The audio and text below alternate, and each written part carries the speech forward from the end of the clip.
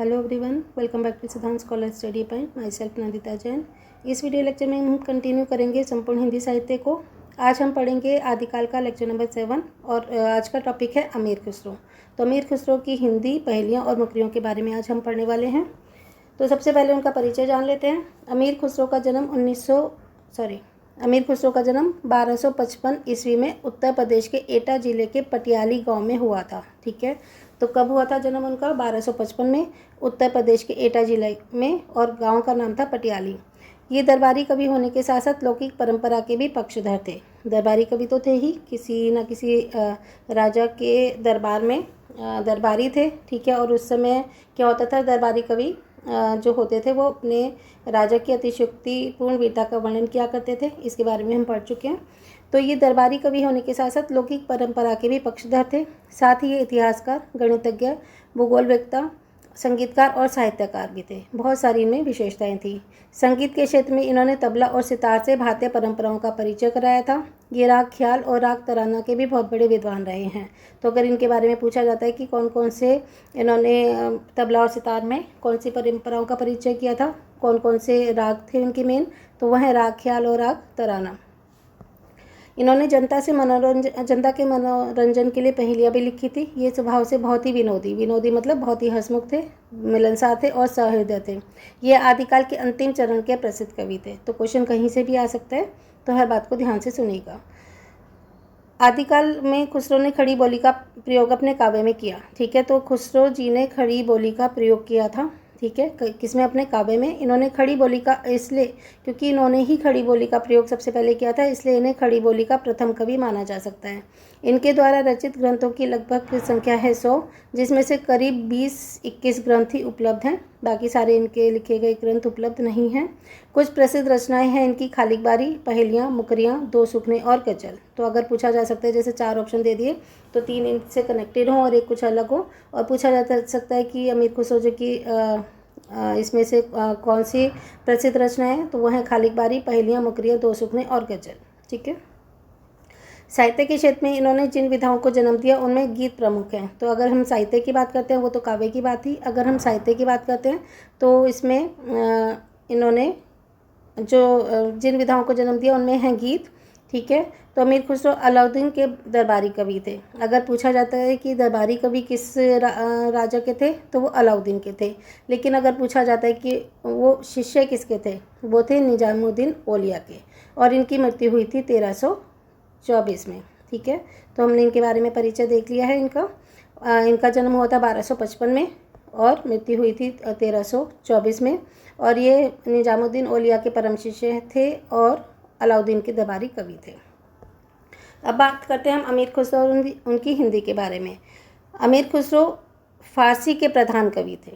वे अरबी और तुर्की में भी रचनाएं लिखा करते थे, लेकिन उन्होंने हिंदी में भी रचनाएं लिखी। ठीक है, तो प्रधान कवि किसके थे? फारसी के। लेकिन अगर पूछा जाता है कि और किस किस में रचनाएं करते थे, तो वो अरबी, तुर्की और हिंदी में रचनाएं किया करते थे।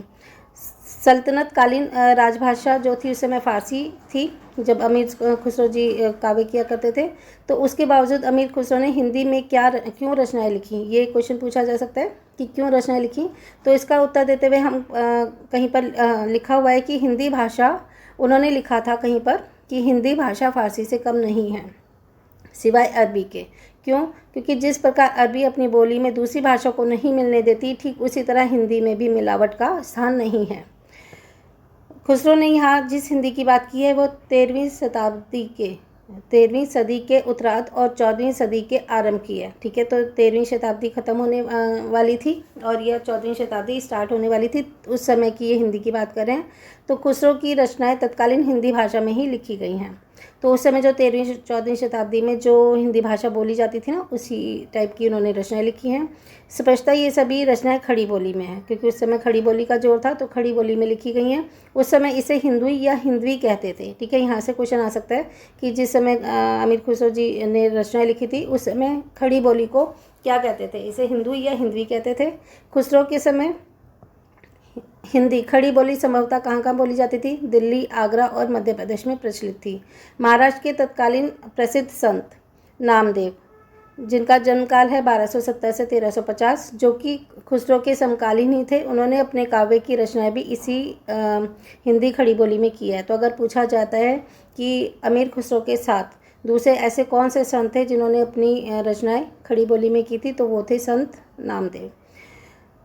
13वीं शताब्दी तक खुसरो की इस खड़ी बोली में विदेशी भाषा के शब्द नहीं थे, लेकिन उसके बाद खुद खुसरो जी ने ही अपनी हिंदी में फ़ारसी और अरबी शब्दों का भी प्रयोग करना शुरू कर दिया था। तो 13वीं शताब्दी तक तो वो विदेशी भाषा के शब्दों को यूज़ नहीं करते थे, लेकिन उसके बाद उन्होंने हिंदी में फ़ारसी और अरबी शब्दों का प्रयोग करना शुरू कर दिया था। इससे ये सिद्ध होता है कि खुसरो कालीन हिंदी खड़ी बोली में विदेशी शब्द बहुत ही कम मिलते थे। तो जब खुसरो जी लिखा करते थे खड़ी बोली में, तो उस समय विदेशी शब्द बहुत कम थे, और जो थे वो भी अपने मूल रूप में थे। खुसरो की हिंदी खड़ी बोली के समय काव्य जगत पर प्रमुख रूप से ब्रजभाषा, राजस्थानी बोलियों और अवधि का अधिकार था। ठीक है, तो जब खुसरो जी हिंदी लिखते थे खड़ी बोली में, उस समय काव्य पर मेन कौन सी भाषाएं थी, बोलियां थी ब्रजभाषा, राजस्थानी बोलियों और अवधि। ये सब बोलियों का प्रमुख स्थान था किसमें, काव्य में, जब उन्होंने हिंदी में खड़ी बोली यूज़ करनी शुरू की।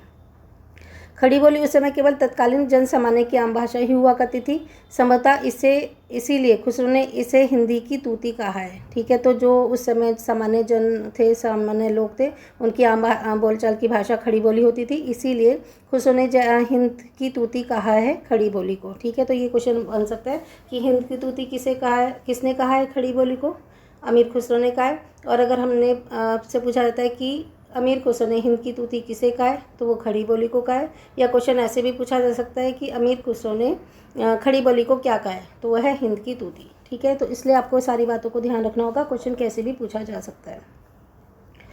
अब हम बात करते हैं कि खुसरो की रचनाओं की खड़ी बोली का रूप देखकर आचार्य रामचंद्र शुक्ल ने क्या कहा है, क्योंकि आचार्य रामचंद्र शुक्ल क्या है, एक आलोचक हैं। ठीक है, और वो किसी ना किसी बात पर आलोचना का मतलब बुराई नहीं होता है, जो अच्छाई और बुराई होता है वो सारे बताया जाता है, तो उन्हें आलोचक कहते हैं। तो आचार्य रामचंद्र शुक्ल ने खुसरो की रचनाओं को खड़ी बोली का रूप देखकर क्या कहा था, उन्होंने कहा था कि ये बहुत ही आश्चर्य की बात है कि क्या खुसरो के समय तक भाषा खिसकर इतनी चिकनी हो गई थी कि उनमें पहेलियाँ उनकी पहेलियों में मिलती थी। ठीक है, तो उनकी पहेलियों में खड़ी बोली मिलती थी। तो उन्होंने रामचंद्र शुक्ल जी ने उनकी आलोचना करते हुए कहा था कि क्या खुसरो के समय तक भाषा घिसकर इतनी चिकनी हो गई थी कि पहेलियों में मिलती थी। इस प्रकार खुसरो की हिंदी भाषा की विशेषता हम ये कह सकते हैं कि खुसरो की हिंदी आधुनिक खड़ी बोली से पर्याप्त साम्य रखती है, क्योंकि पर्याप्त साम्य रखती है आधुनिक खड़ी बोली से, क्योंकि खुसरो की हिंदी जो थी वो आधुनिक खड़ी बोली के समान ही है। अधिकतर संज्ञा रूप दोनों वचनों में मिलते हैं, परंतु शब्दों के त्रिवर्णीय रूप में बहुवचन स्पष्ट होता है। जैसे टांगन है, तो टांगन मतलब टांगों से। ठीक है, तो बहुवचन हो गया ना, नैनन मतलब नैनों से, तो ये बहुवचन इनमें दिखाई देता था। भारतीय आर्य भाषा की लगभग सभी ध्वनियों का वो प्रयोग करते थे। पुल्लिंग से स्त्रीलिंग बनाने के लिए ये तो बड़ी ई या फिर नी का प्रयोग करते थे, जैसे मेहतर का मेहतरानी, बड़ी का प्रयोग हो गया ना, और ढोलक का ढोलकी। फिर है कारक युक्त या कारक रहित शब्दों का भी वो प्रयोग किया करते थे, जैसे कि नार ने, जैसे किसने किसने क्या किया है, पीको मोको, मुँह में इत्यादि। और कारक रहित शब्दों का भी प्रयोग करते थे, नार खड़ी, आँखों, दीठा, घर, जावे इत्यादि। सर्वनाम के रूप में उनके शब्द रूप मिलते थे, अपने, मोही, मोहो, तोहो, वाकी इत्यादि। ठीक है, तो इतना सब कुछ पेपर में नहीं आएगा, इसलिए हम थोड़ा इसको ऐसे समझते हुए नहीं पढ़ रहे हैं, मतलब सिर्फ देख लो।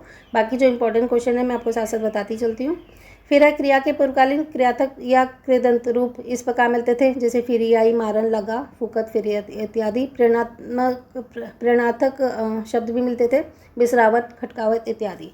तो निष्कर्षतः ये कहा जा सकता है कि अमीर खुसरो ने खड़ी बोली को बहुत ही अच्छे ढंग से पहचाना था और उसको रचनात्मक रूप भी दिया था। उन्हीं के उद्यम के फलस्वरूप, यानी कि उन्हीं के प्रयासों के फलस्वरूप आज हिंदी खड़ी बोली का मानक रूप भारत की राजभाषा के रूप में प्रतिष्ठित हुआ है, क्योंकि सबसे पहले प्रथम कवि तो वही थे जिन्होंने खड़ी बोली का इस्तेमाल किया था। अब ये लिखते थे अमीर खुसरो पहेलियाँ और मुकरियाँ। तो पहेलियाँ होता है कि जैसे कोई बात पूछी और उसका आंसर पूछ लिया, और मुकरिया होता है कि अपनी बात कहना और फिर उसी बात से मुकर जाना। तो इसको पढ़ लेते हैं कि अमीर खुसरो की पहेलियाँ हिंदी साहित्य में अपना विशेष स्थान रखती हैं। खुसरो ने पहेलियाँ, मुकरियों, सुखनों, निस्बतों आदि के द्वारा रोचकता, कौतूहल, वैचित्र्य और विनोद की सृष्टि की है। तो क्या है ये कि रोचकता, क्योंकि अगर किसी चीज़ में हमें कोई मज़ा आता है पढ़ने में, सुनने में, उसे रोचकता कहते हैं, या कोई जिज्ञासा पैदा होती है, या कुछ अपने आप में विचित्र हो, या फिर हंसी मजाक की बात हो, तो ये उन्होंने उसकी सृष्टि की थी। डॉक्टर रामकुमार वर्मा के अनुसार पहेलियों, मुकरियों व सुखनों के द्वारा उन्होंने कौतूहल और विनोद की सृष्टि की थी। तो ये किसने कहा है? रामकुमार वर्मा जी ने कहा है। और किसके लिए? अमीर खुसरो जी के लिए। ओके, अब उन्होंने कहा कि उन्होंने दरबारी वातावरण में रहकर अपनी चलती हुई बोली से हास्य की सृष्टि करते हुए हमारे हृदय को प्रसन्न रखने की चेष्टा की है। ठीक है, तो थे तो वो दरबारी कवि, ठीक है, दरबार में रहते थे, उसी वातावरण में रहकर भी उन्होंने हृदय को प्रसन्न करने की चेष्टा की है अपनी पहेलियों और मुकरियों से।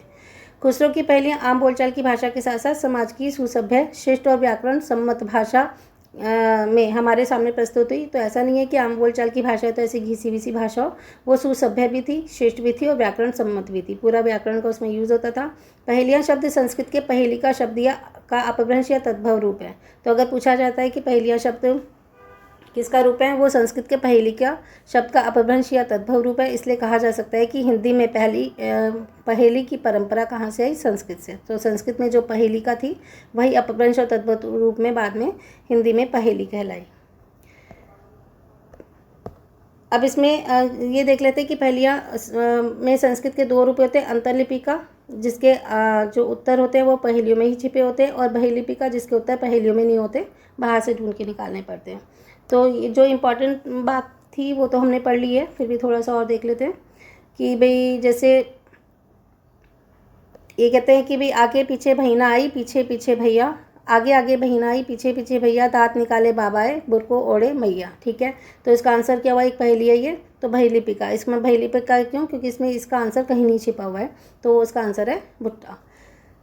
अतः अमीर खुसरो की दोनों प्रकार की पहेलियों में रोचकता भी थी और वैचित्रता भी थी। पहेलियों के विवरण और लक्षण यहाँ क्लिष्ट भी नहीं किया जा सकता, क्योंकि अभिप्राय प्राप्त करने के लिए जो संकेत दिए गए हैं वो बहुत ही सरल और कौतूहलपूर्ण है, क्योंकि हमें इससे जिज्ञासा पैदा होती है, बहुत ही ईजी भी हैं।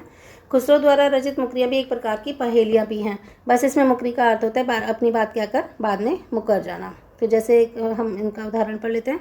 वह आए तो शादी होए, उस बिन दूजा और न कोई, मीठे लागे सबके बोल, क्यों सखी साजन। तो सखी ने कहा क्यों कि भाई वो साजन है, भाई जिनके बिना शादी नहीं हो सकती। तो कहती है कि नहीं नहीं, वो साजन नहीं है, वो तो है ढोल, क्योंकि ढोल के बिना भी शादी नहीं होती। तो इसलिए हम कह जा सकते हैं कि खुसरो ने अपनी इन पहेलियों और मुकरियों में अपहृति अलंकार का प्रयोग किया है, जो भाषा में चमत्कार पैदा करते हैं, और वो अन्य साहित्यकारों की रचनाओं में प्राय देखने को नहीं मिलते। ठीक है, तो ये इनकी व्याख्या है। अगर आपको और इनकी व्याख्या चाहिए तो आप मुझे कमेंट कर देना, मैं इसकी PDF डाल दूँगी, क्योंकि इतनी सारी पेपर में नहीं आती हैं। पेपर की दृष्टि से जो इम्पोर्टेंट पार्ट था वो हमने कर लिया है। तो अगली वीडियो में हम विद्यापति जी के बारे में पढ़ेंगे। तो जो भी कॉम्पिटिटिव एग्ज़ाम्स के लिए या एकेडमिक एग्ज़ाम्स के लिए इम्पोर्टेंट है, हम उस पार्ट को करते चल रहे हैं। चलिए मिलते हैं नेक्स्ट वीडियो में।